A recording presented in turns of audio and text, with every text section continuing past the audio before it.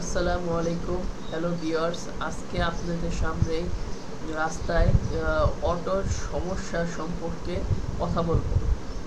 2 দিন আগের কথা, ঈদের দ্বিতীয় দিন দেখা যাচ্ছে যে আমার চোখের সামনেই এক অটো এক বাসের সাথে বাড়ি খাওয়ার পরে যাত্রীটা গুরুতর আহত হয়। এই চোখের সামনে এই দুর্ঘটনা দেখার পরে মনে হলো যে এই দোষটা কার।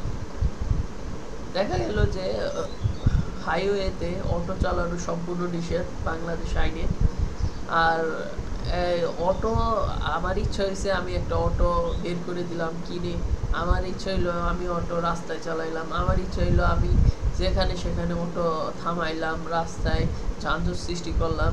আমার ইচ্ছা হইলো আমি যেখানে সেখানে যাত্রী উঠাইলাম। এটা কি অটো চালকের গাফিলতি না?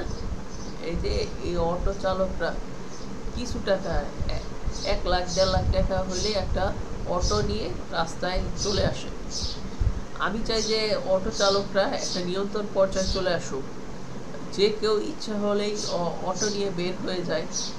একটা ছোট বাচ্চা 15-16 বছরের, সে অটো নিয়ে বের হয়ে যায়। যাত্রী থাকে 5 জনের দায়িত্ব তার নিতে হয়। দেখা যাইতেছে ছোট বয়সে এত অটোটা চালাচ্ছে, যে এই রেসপন্সিবিলিটি কে নিবে?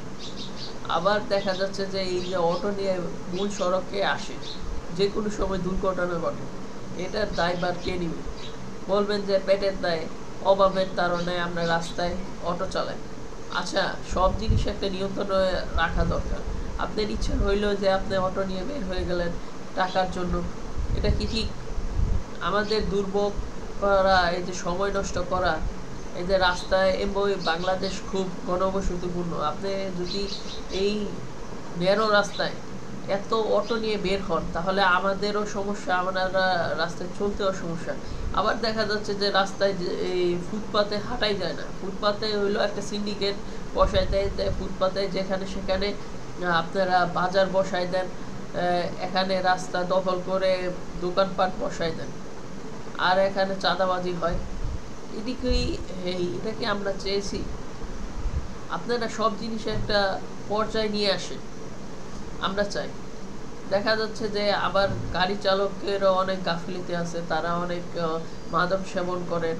আবার দেখা যাচ্ছে যত্রতত্রভাবে যেখানে সেখানে যাত্রী ওঠা নামা হয়, তারপরে রাস্তার মাঝখানে গাড়ি থামে যাত্রী ওঠানো হয়।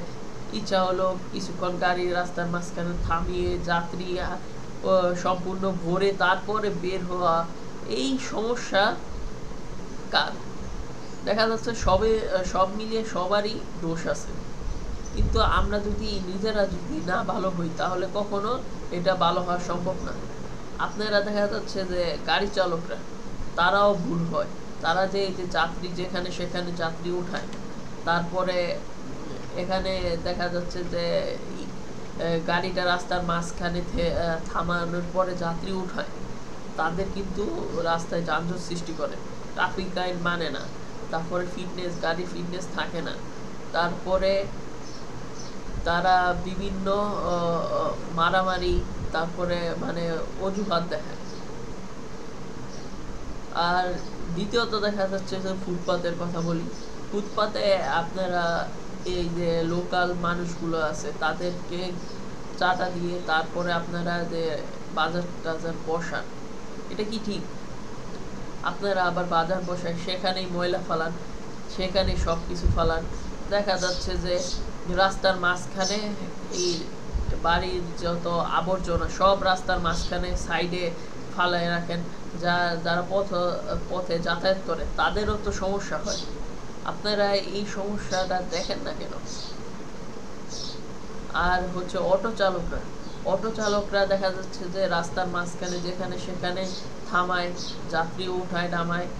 তারা কি করে 10 টাকা 20 টাকার জন্য, কিন্তু ভোগান্তি তো আমাদেরই হয়।